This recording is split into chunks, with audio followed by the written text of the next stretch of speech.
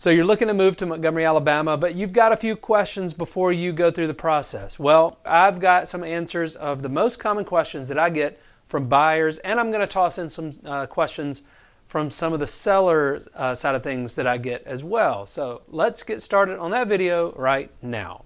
Hey everybody, my name is Britt, and I get calls from people all the time just like you who are looking to make the move to Montgomery, Alabama. So whether you're moving in 9 or 90 days, shoot me a call, text, or email, and I would love to help you make that move a whole lot smoother to Montgomery.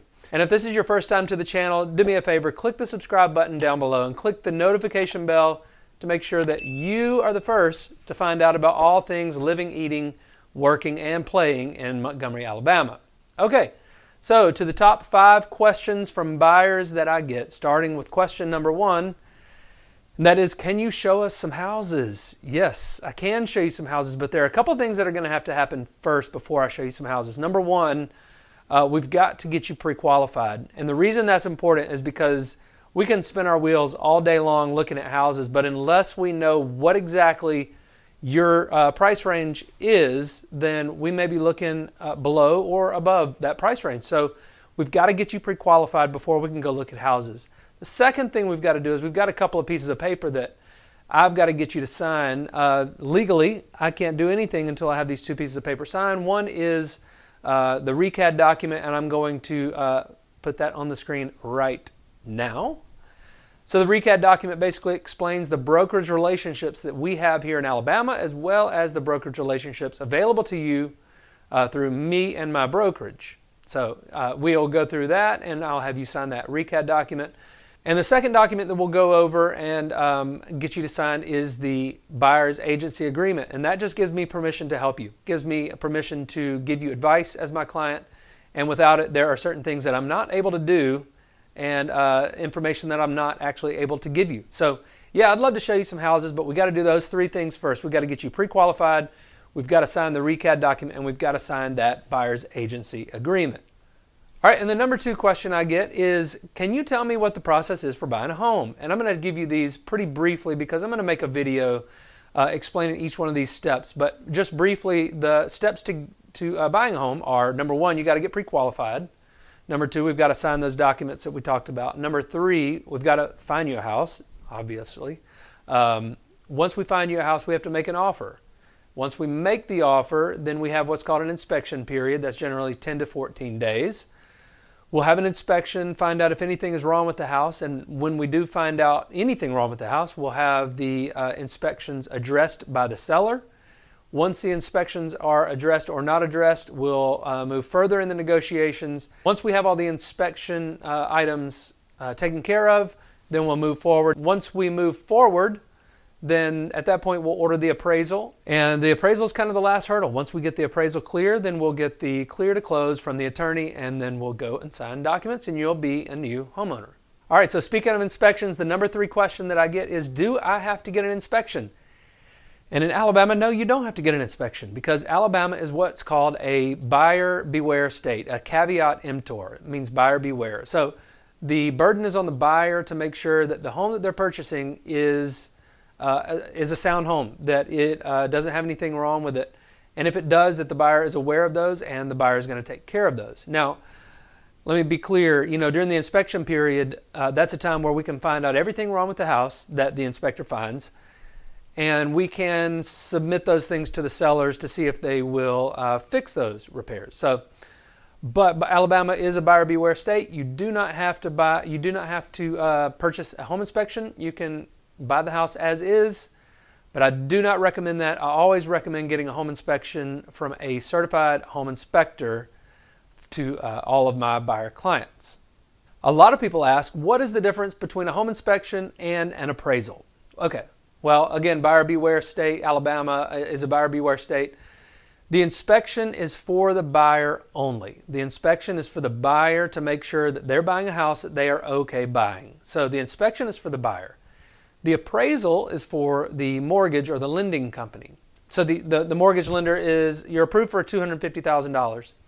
Well, the lender wants to see an appraisal that shows the house is worth at least, at a minimum, $250,000 or more. But if it comes in lower than $250,000, then they're not going to actually loan you the amount of money that the house is listed for. At that time, if the appraisal comes in at, let's say, $240,000, well, you have the option of paying cash to make up the difference between the $240,000 and $250,000, or the seller has the option to come down in price to match the appraisal. Another question that we get a lot is, can we make an offer over the asking price? And the answer is yes, of course you can. But understand, again, going back to that the $250,000 example, if it comes in at $240,000, then you've got to pay that in cash. Now, if it comes in at $250,000 and you want to make a $260,000 offer, the lender's not going to loan you $10,000 extra just because you want it. What's going to have to happen is you're going to have to come out of pocket $10,000 to make that difference up. So yes, you can make an offer over asking price, but again, you're going to have to make that up over in cash. All right, so now for the top, and the number one question we get from sellers is, how long is it going to take to sell my house? And right now, not too long. Right now we are in April of 2022 and things are just flying off the shelf. But generally speaking, it's going to take between 45 to 60 days to sell your house. Now that's from listing it to close date. That's not sitting on the market the whole time. But generally between 45 and 60 days is a pretty good timeline. Another one of the questions that I get a lot is, how are you going to market my house when you sell my house? And as you can see, I use a lot of video. So I'm going to use a lot of video to market your house. I usually send out an email or two to all of the agents in the MLS, and I'll be honest with you, I've never gotten an email from another agent marketing a house for sale. So I don't know why they don't do it. It's so simple. I have all of the agents' emails, and all I got to do is shoot off an email. So I'll shoot off an email with a video, a description of the video, or the video of the house, a description of the house, and just letting everybody know that it is available to show.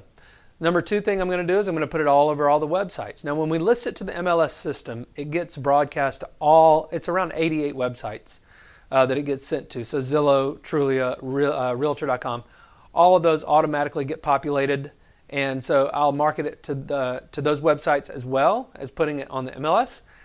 And like I said, emailing it to all of the agents in the MLS. And the last question that I get a lot from sellers is, should we wait on another offer or take this offer in front of us? And generally speaking, the best offers that you're going to get on your house are up front. So they're going to be within the first few offers that you get. Now, if you get a lowball offer, you'll know it right off the bat. But you'll know a good offer because it's going to make you go, that's a pretty good offer. So just know that your best offers are going to be up front, and the risk that you take in turning those offers down in hopes that you get a better offer is they go and put an offer on another house and you never see them again. So, you know, I'm all for trying to get the most out of somebody's house, but also you got to know when you have a good offer on the table, and you got to take it. You got to take it when you have a good offer. So, all right, well, that does it for all the questions today. I wanted to try to make this video short but informative. And listen, again, if this is your first time to the channel, subscribe to the channel and hit the notification bell to make sure that you're the first to find out about all things here in Montgomery. And again, I get calls from people like you all the time, and I'd love to help if I can. So reach out, call, text, or email, and I'll be glad to get back with you as soon as I can, and look forward to talking to you again soon.